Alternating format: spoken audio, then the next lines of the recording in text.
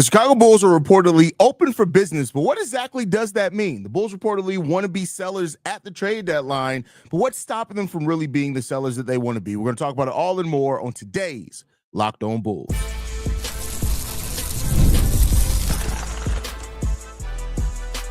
You are Locked On Bulls, your daily Chicago Bulls podcast, part of the Locked On Podcast Network, your team every day.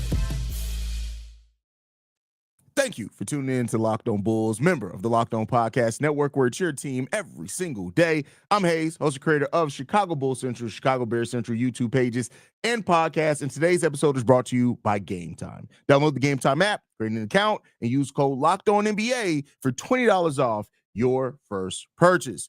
With that said, let's go ahead and jump into it for today, man. Casey Johnson. First of all, Casey Johnson having this new weekly show that he's having over on CHSSN. Just got to give him his props. You know, Casey Johnson is a guy that's been in this Bulls community for a very long time, and it's good to see him kind of get more out in front of the camera than what he even used to do back with NBC Sports Chicago. So as Casey Johnson is, expanding his horizon, y'all make sure I go and support him over there. But in his recent show, I think it's episode 2 of his show over there on CHSN, which it's called The Fast Break. If you guys want to check that out, he mentioned that the Chicago Bulls are open for business at the trade deadline. He even went so far as to saying that the Bulls have had meaningful discussions with at least 2 teams in regards to potentially trading Nikola Vucevic. Now, we'll get into the minutia of that. And I want to talk about what open for business means for the Chicago Bulls, right? And I think right now, whereas some other teams you could hear are open for business, like the Nets are open for business, but I think most people expect the Nets.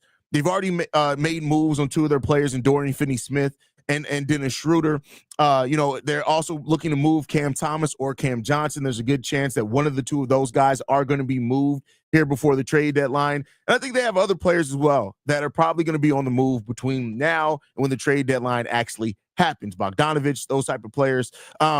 But, they are clearly going into the direction of selling off their assets. They are very much focused on the next couple of drafts, and they've already been acquiring draft picks. That's the direction they are. So when you hear something like the Nets open for business, which Casey Johnson even mentions in that episode, as far as that the Bulls would like to be open for business, something like what you see with the Nets. But I think where you have to look at this, right, for the Bulls, is that the Nets are in a place where they are fully willing and committed to bottoming out for the next few years, if that's what it takes for them to get the stars that they need to develop and to have on this team. If that's what it takes, they are fully committed to doing that. And, for what it is for that franchise, cool. It is what it is. The Bulls will never be a team like the Brooklyn Nets that are willing to go that far into doing that with their roster because it's the Chicago Bulls. It's AK, it's Arturas, right? Like they are not going to be willing to bottom out. So when you hear that the Bulls are open for business, it more so means that they are taking deals, but they aren't going to just, they're going to make sure that their team is at a certain level of being able to get a certain amount of wins, of being able to compete to a certain level. That's what the Bulls are going to do. They are never going to be that team that's just like, we're bad, we're trading off everybody, give us all the assets, let's stack assets. They're not going to do that, whether it be from the mandate of ownership or be from AK's own desire to not have a team out there that's not at least competing for something. I always go back. He came from the Denver Nuggets, right? He was the assistant GM with that squad. And so that was a team that never bottomed out. And AK has shown no desire to do that here. Just because something happened at one team doesn't necessarily mean that that's what they'll do with the next team. But I think when you pair that history along with what he's already shown here in Chicago, you start seeing a pattern here. And so open for business for the Bulls and then being open at the trade deadline, I think means that I don't know how aggressive they're going to be, right? That's the different thing here is how aggressive they're going to be. And that is what we don't really know what the Bulls' appetite is for quite yet, is how aggressive they truly are ready to be when it comes to moving off this roster. And so in this Casey Johnson report, he talked about that, Zach LaVine trade is almost off the table at this point. Now, I do think that if the Bulls were to get a call for the value that they hold for Zach LaVine, they'd be open for that. But I think when you pair in the contract, the public perception, and just what we've heard, that value that the Bulls hold Zach LaVine at is not there on that trade market. So it seems like right now the Bulls are more open to moving Lonzo and Nikola Vucevic.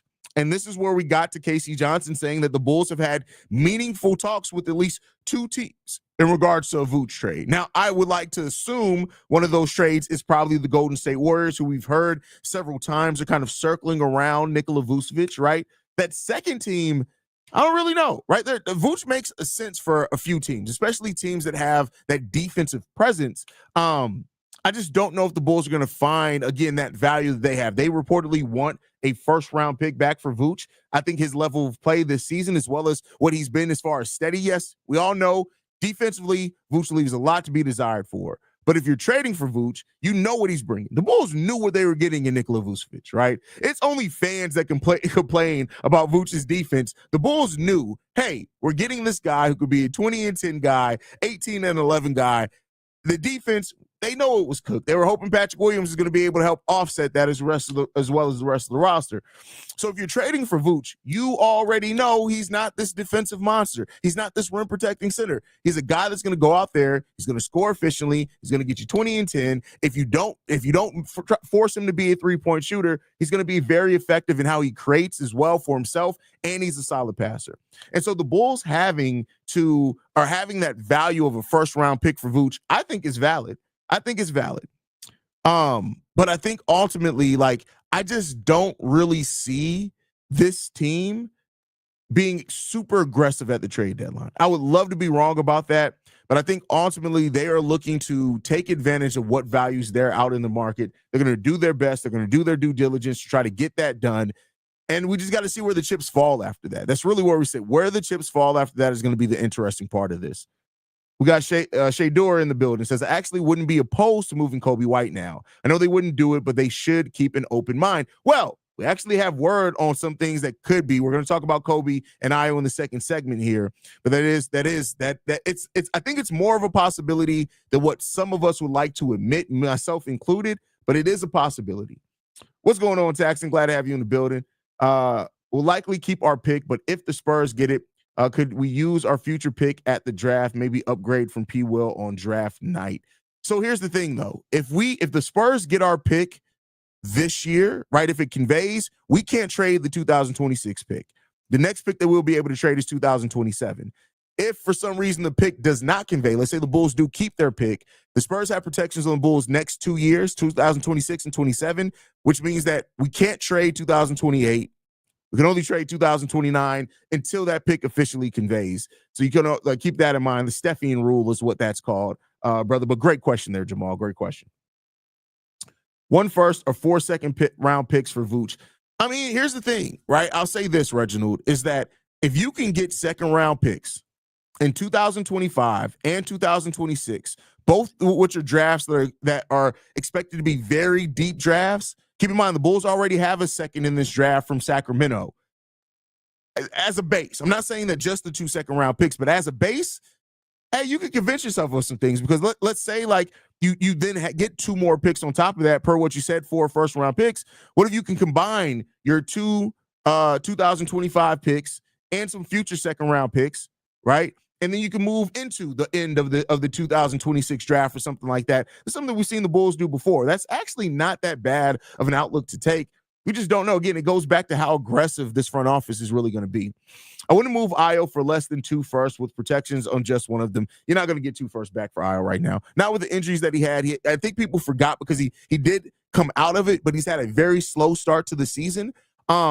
Now, he's trending back up when he actually plays, but I think those 2 things are going to be things that may keep Io Dosunmu. Like, it'd be different if Io started off the season right where he left last year off, which probably would have happened if he remained in the starting lineup, but I'm going to shut up on that one. But, that goes back to the Bulls. They always affect the value of their players.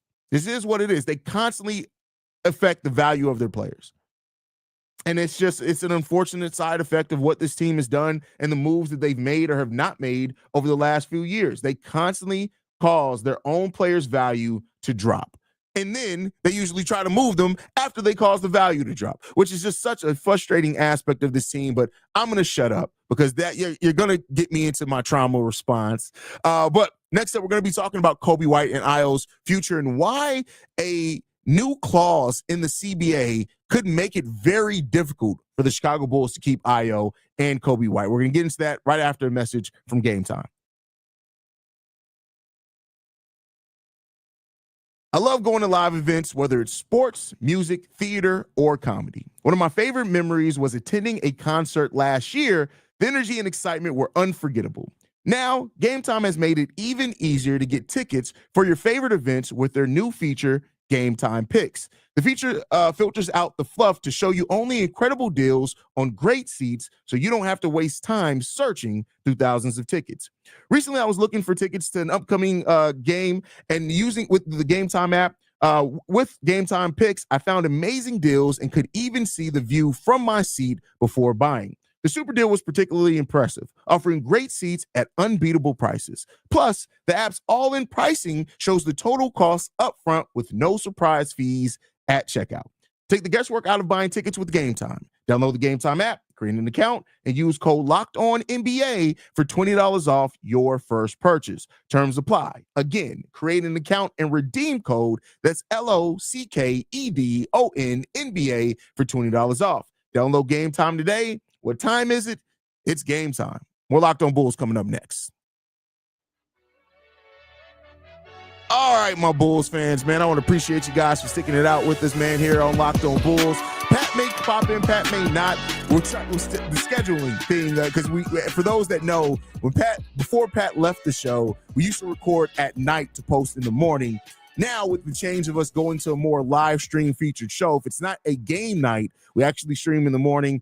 Pat has some stuff going on in the morning, so we'll see if he ends up hopping on here or not. But with that said, I want to get into the next topic that we have here, and that's talking about Coby and Ayo's future with this team. Now, the Bulls have two young 24, 25-year-old talents in Coby and Ayo who still hopefully have a lot left to refinement to their game, right? If nothing else, refinement of their game, I think is a good way to where they still could very well grow as well. That's not out of the realm of possibility.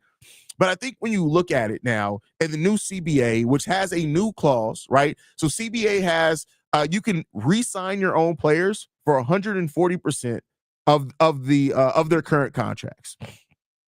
And why this is interesting for Coby and Ayo is because of this.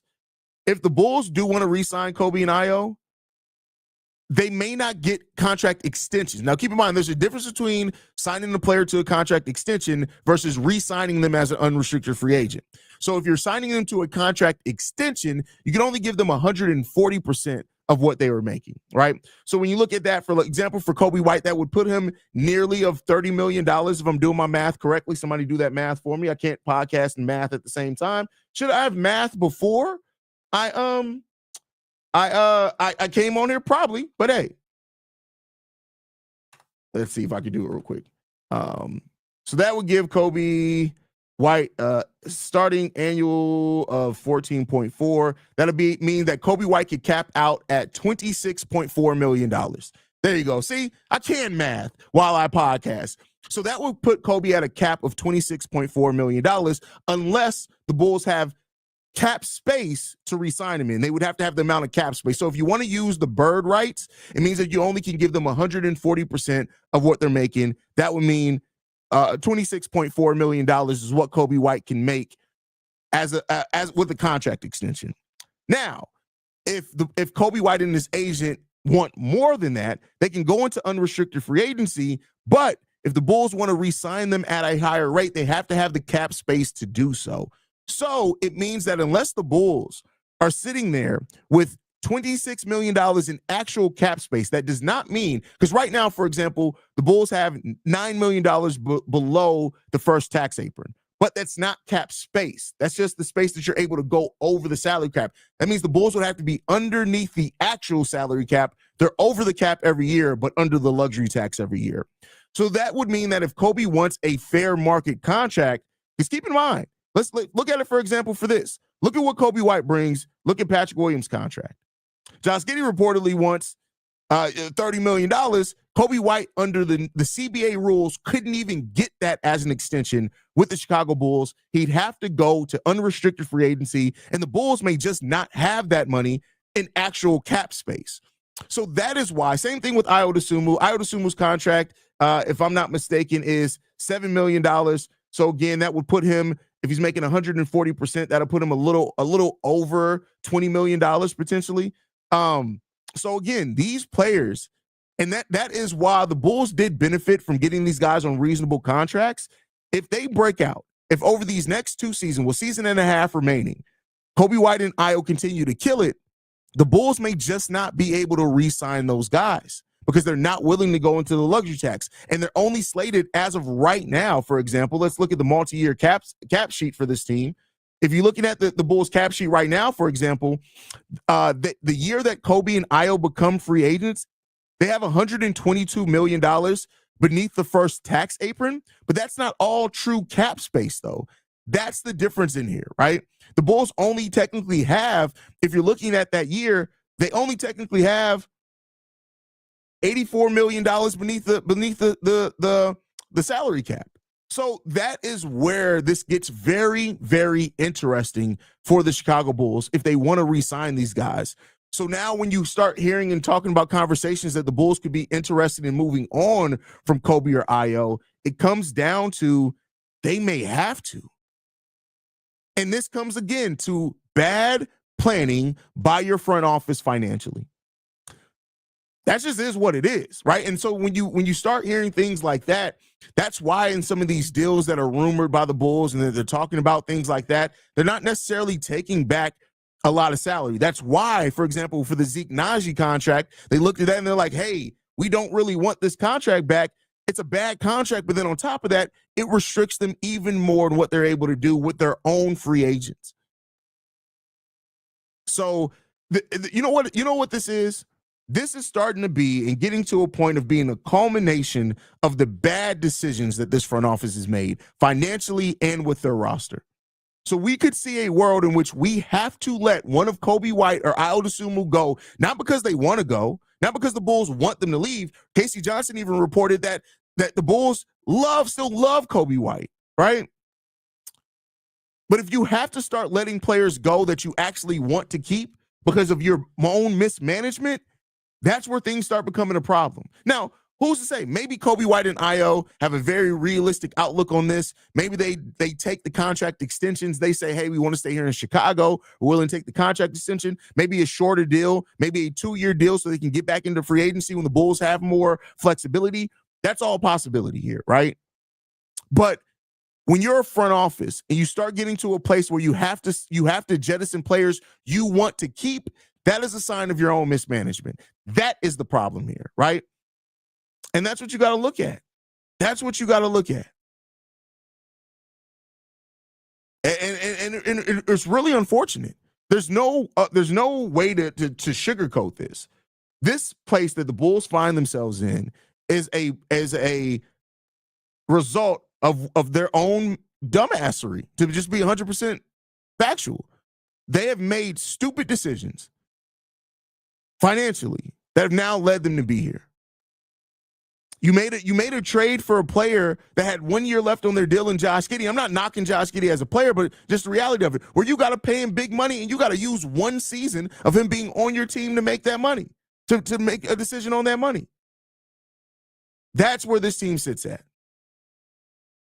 Haize here, and you bring all this stuff makes me wish the Lonzo Ball injury didn't happen. That means if it doesn't happen, players like Giddey and Javon Carter wouldn't even be on this team. And that's another player that's affected by this too, right? Because think about this, right? I understand that a lot of Bulls fans want to see Lonzo Ball stay here. I'm in the camp where, it is what it is to me, right? But the Bulls may just not. If they know that they want to keep Ayo, who has a longer future, for example, than Lonzo. Lonzo's still a very young player, but he doesn't necessarily have the injury history of Lonzo. You can't keep both. You can't keep both.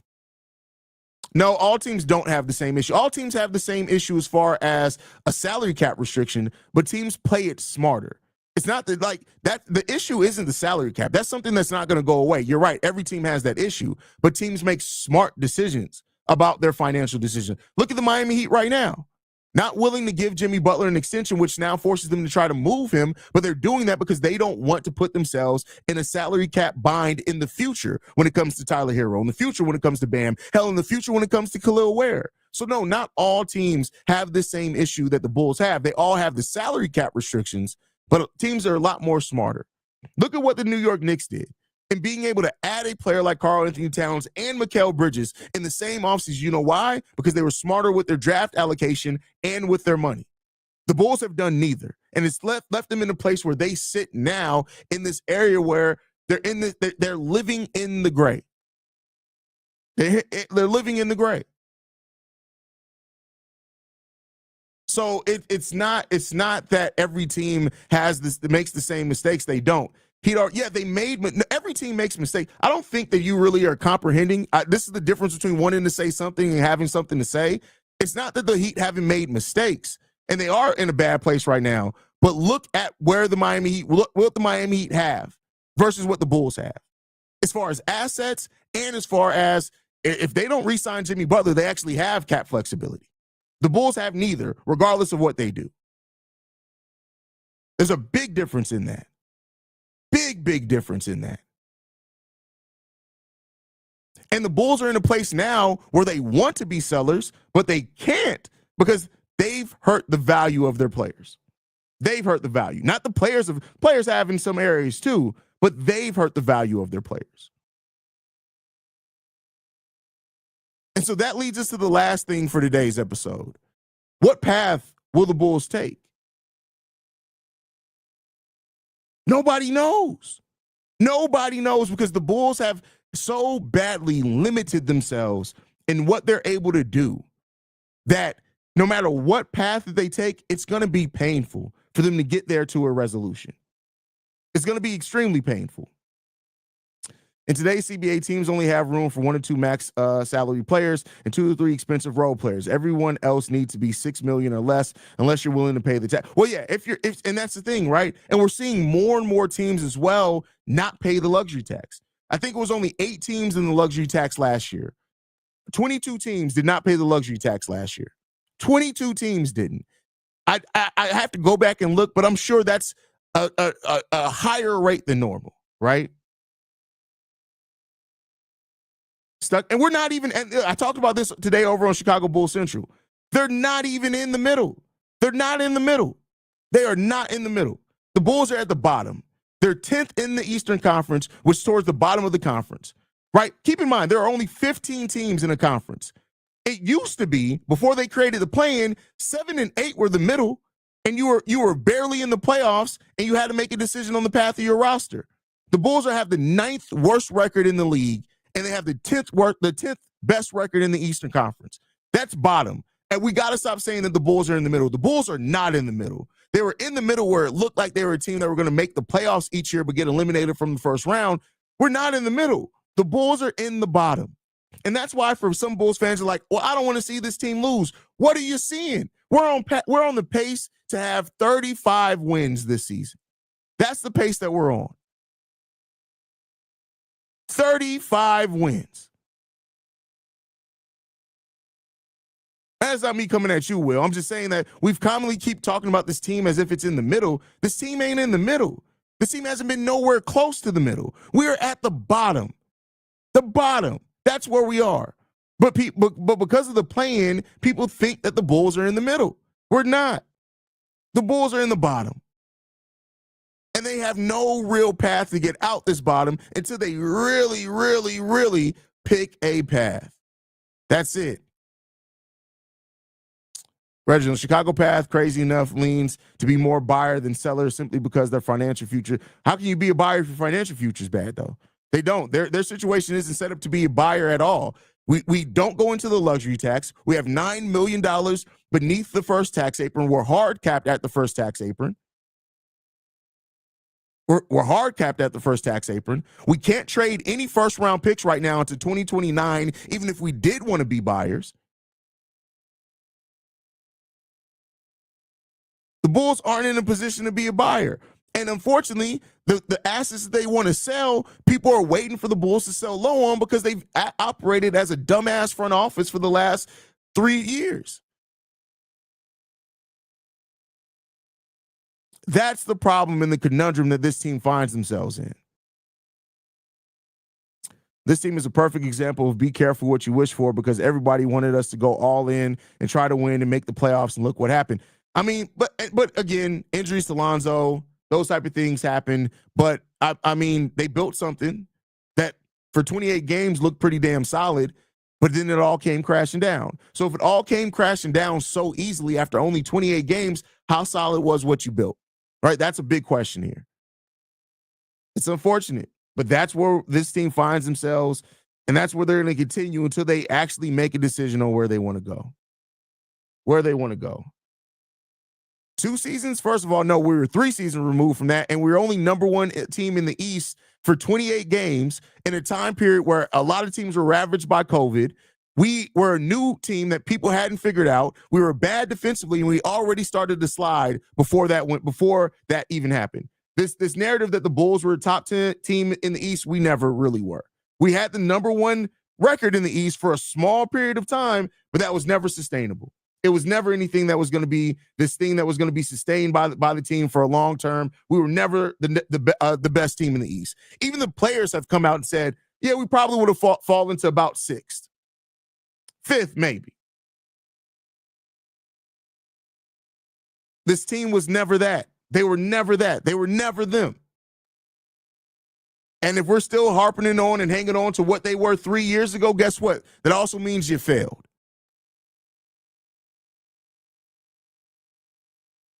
So the Bulls have a lot of tough questions that they need to ask themselves between now and the trade deadline. Now and really between now and the beginning of next season.